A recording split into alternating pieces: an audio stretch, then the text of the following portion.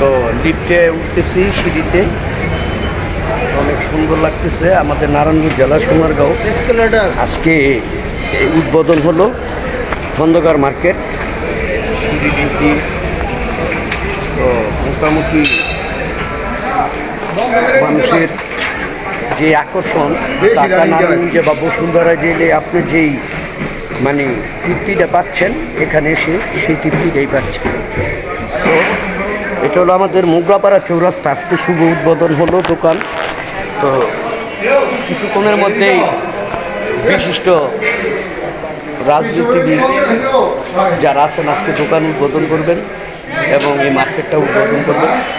সবার কাছে আশা করি ভালো লাগবে এবং সৌন্দর্য একটা যে ব্যাপার স্যাপার সিঁড়ি লিফটের আয়োজন করা হয়েছে এবং ক্যাপসুলেরও আয়োজন আছে এখানে।